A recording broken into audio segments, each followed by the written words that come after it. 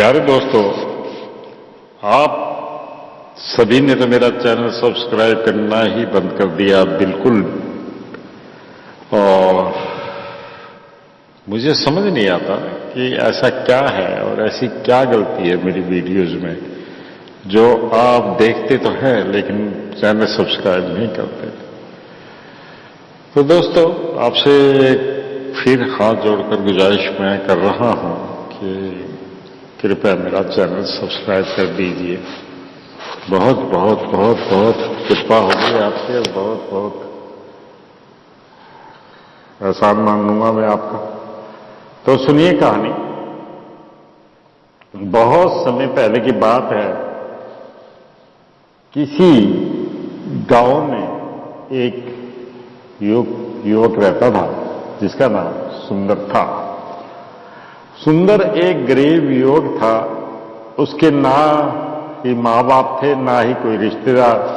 जिंदगी गुजारने के लिए आवश्यक कोई भी विद्या उसे मालूम नहीं थी। एक दिन रात को गांव के बहुत से लोग खाना खाने के बाद गप्पे मारने के लिए एक बरगद के पेड़ के नीचे बैठे थे। बातों बातों में सुंदर के बारे में चर्चा छिड़ी। गांव के कुछ प्रमुखों ने आपस में चर्चा करके तय किया कि उसे किसी पेशे में लगा दिया जाए और हो सके तो उसकी शादी भी कर दी जाए।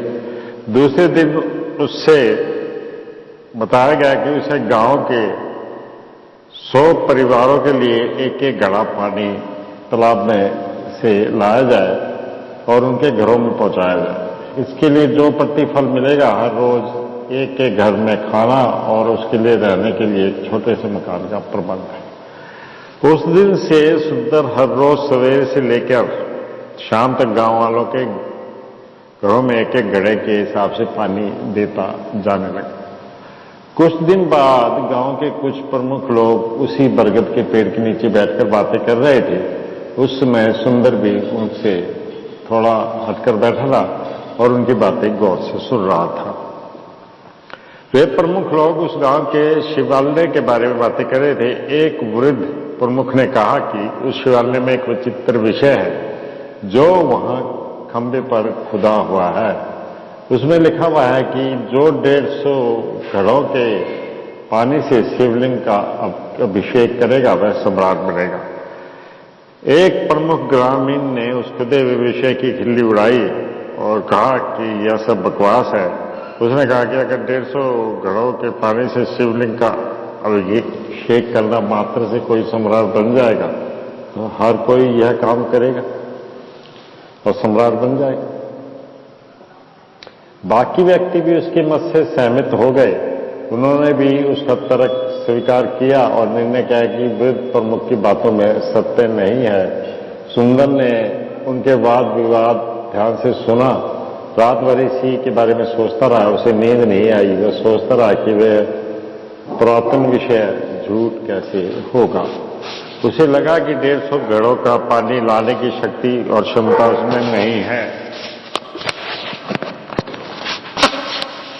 इसलिए उस विषय को वे बकवास और असत्य बता रहे हैं। वह सोचने लगा, अब मेरा काम है पानी ले आना। 150 घड़ों के पानी से मैं शिवलिंग का अभिषेक करूंगा और वृद्ध की कई बात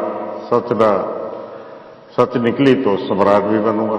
अगर नहीं भी हुआ तो क्या होगा, कम से कम थोड़ा बहुत पुण्य तो मिलेगा। दूसरे दिन उसने गांव वालों के घरों में पानी देने का काम पूरा करने के बाद शिवलिंग का अभिषेक प्रारंभ किया। वह एक एक घड़ा गिनता रहा और शिवलिंग पर पानी बरसाता जाता था। 140 घड़ों के पानी से अभिषेक करने के बाद सुंदर अपने आप को अशक्त महसूस करने लगा और पैर लड़खड़ाने गए। थकावट से वह खड़ा भी नहीं हो पा रहा था। उसने अपने आप को संभाल लिया और दृढ़ निश्चय कर लिया कि शेष 10 घड़ों का पानी भी ले आऊंगा और शिवलिंग का अभिषेक करूंगा। किंतु 8 और घड़ों का पानी ले आने के बाद वह बिल्कुल ही आशक्त हो गया। वह शिवलिंग को और अपने आप को ध्यान से देखता रहा। 148 घड़ों के पानी से अभिषेक करने के बाद भी उस सम्राट होने का कोई लक्षण मुझ में दिख नहीं रहा है। गांव के प्रमुखों का निर्णय अवश्य ही सही होगा। उनके निर्णय के अनुसार ही ये खुदा भविष्य असत्य होगा, बकवास होगा। मैं बेवकूफ हूं, इसलिए मैंने ये निरर्थक परिश्रम किया। पर जो भी हो, बाकी 2 घड़ों का पानी भी ले आऊंगा और शिवलिंग पर बरसाऊंगा। जिस शिवलिंग ने परिश्रम को व्यर्थ कर दिया, जिसने मुझे इतना कष्ट दिया, उसके 2 टुकड़ों में तोड़ दूंगा। ऐसा करने पर गांव वाले मुझे गाली दे, दंड दे तो दे, मैं इसकी कोई परवाह नहीं करता। यो बड़बड़ता हुआ तालाब गया और 2 घड़े पानी ले आया। अपने निर्णय के अनुसार क्रोधित होते हुए उसने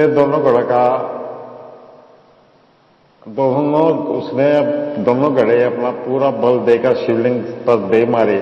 दूसरे ही क्षण वह शिवलिंग 2 टुकड़ों में बट गया और उनके बीच में से त्रिशूलधारी शिव पर तक छुए। सुंदर भय से थरथराने लगा। ए सुंदर, तुम मूर्ख हो, तुम बुद्धिहीन हो। जो करना है उसे भक्ति और श्रद्धा से संपूर्ण करना और फल की इच्छा रखना बुद्धिमानों के लक्षण है। अपनी मूर्खता और अज्ञान के कारण अपने पैरों पर उस समय तुमने कुल्हाड़ी मार ली है। हाथों आए सदअवकाश को अपनी बुद्धिहीनता के कारण खो बैठे हो। अगर उन 2 घड़ों के पानी से श्रद्धापूर्वक तुम उनके अभिषेक करते तो अवश्य सम्राट बनते। अब यहाँ शर में भी ठहर नहीं, चले जाओ। शिव ने उसे कटु स्वर में आज्ञा दी। सुंदर सिर झुकाकर भाग जाने ही वाला था कि उसके देखते देखते 2 टुकड़ों में बटा वह शिवलिंग और भगवान शिव अदृश्य हो गए। तो दोस्तों देखो, अगर कोई भी काम करो तो श्रद्धा से करो और उसके बारे में ये मत सोचो कि मैंने ये काम इतना कर दिया और बाकी करने के लिए पता नहीं भगवान मुझे फल देगा या नहीं देगा। लेकिन अगर सुंदर 2 घड़े पानी भी अपनी श्रद्धा से वहां डाल देता तो भगवान शिव के कहे अनुसार वह सम्राट बन सकता था, पर उसने खुद अपने पैर पर कुल्हाड़ी मार ली। तो दोस्तों बताइएगा कहानी कैसी लगी आपको, और मेरे चैनल को सब्सक्राइब करने की विनती मैं आपसे एक बार फिर कर रहा हूं, कर दीजिए। आपका क्या जाता है, एक बार थोड़ा सा बटन ही तो दबाना है। चलो फिर मिलूंगा आपसे एक और नई कहानी के साथ जल्द ही।